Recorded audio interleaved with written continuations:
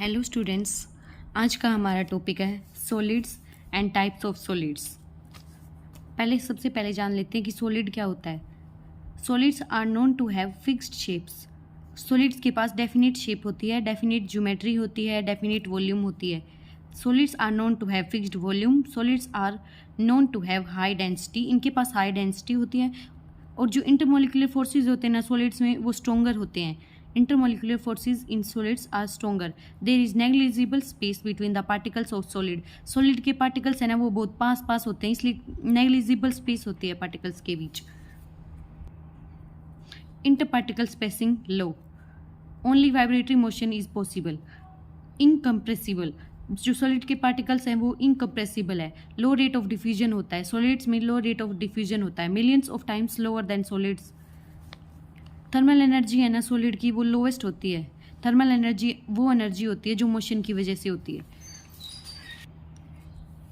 अब देख लेते हैं टाइप्स ऑफ सॉलिड। तो टाइप्स ऑफ सॉलिड भी दो तरह से देखे जा सकते हैं। पहला है types of solid on the basis of arrangement of constituent particles, और दूसरा है types of solid on the basis of nature of constituent particles. तो देखो, जो कॉन्स्टिट्यूएंट पार्टिकल के अरेंजमेंट पे दो टाइप्स होते हैं सॉलिड के, क्रिस्टलाइन सॉलिड, अमोर्फस सॉलिड।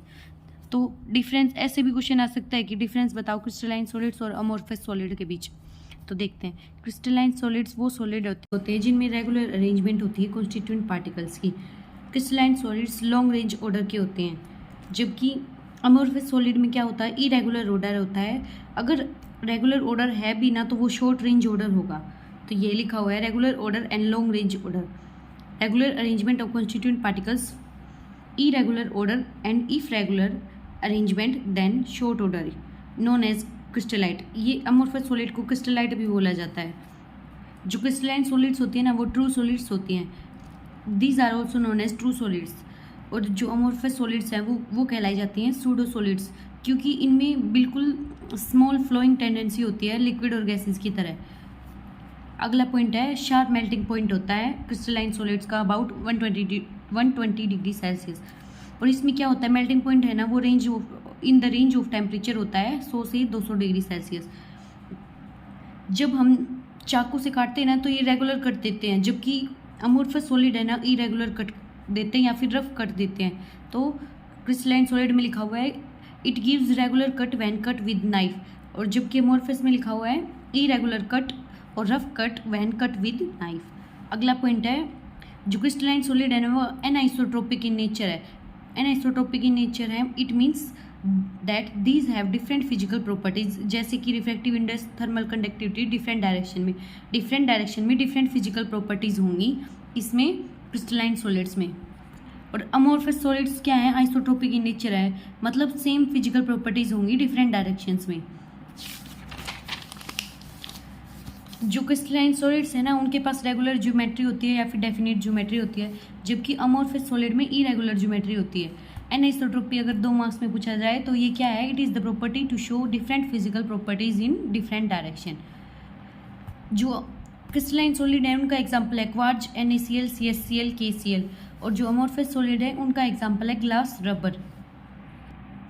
अब देखते हैं क्रिस्टलाइन सॉलिड्स के types on the basis of nature of constituent particles. तो 4 टाइप्स हैं, आयनिक solids, covalent solids, molecular solids, metallic solids. तो देखो आयनिक सॉलिड्स में क्या होगा, सबसे पहले कॉन्स्टिट्यूएंट पार्टिकल्स क्या होंगे आयनिक सॉलिड में। फर्स्ट पॉइंट लिखेंगे, constituent particles are ions in ionic solid. Ions मतलब पॉजिटिव और नेगेटिव चार्ज हो सकते हैं वो।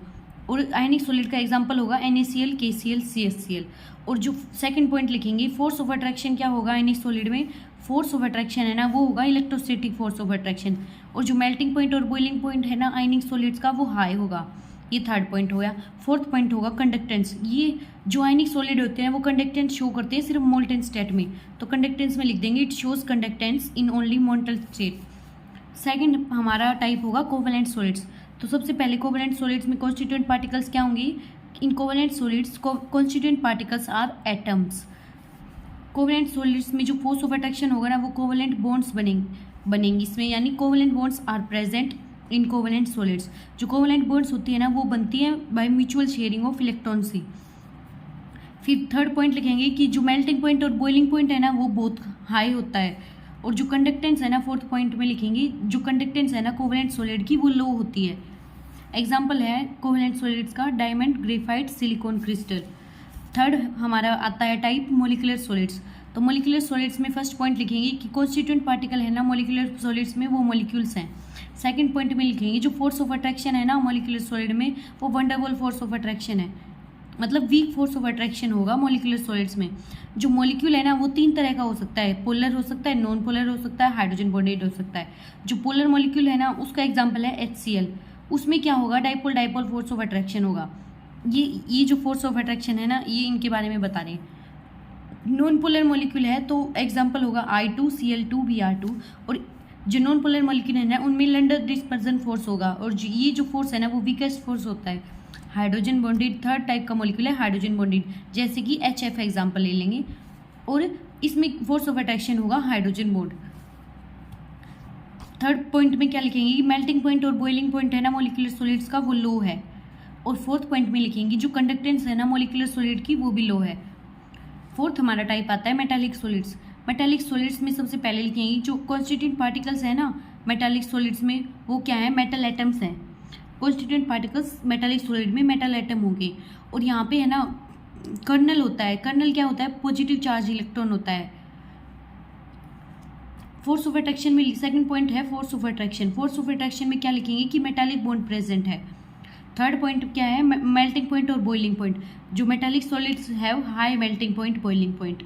फोर्थ पॉइंट में लिखेंगे कंडक्टेंस। जो मेटालिक सॉलिड होते हैं ना उनके पास हाईएस्ट कंडक्टेंस होती है, तो metallic solids have highest conductance. Example में लिख देंगे Fe, Na, Zn, Cu, iron, sodium, zinc, copper.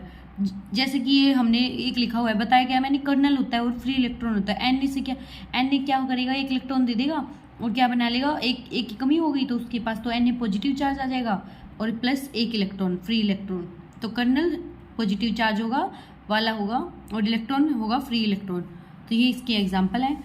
तो इस टॉपिक में इतना ही है। अब आप स्क्रीनशॉट ले सकते हैं।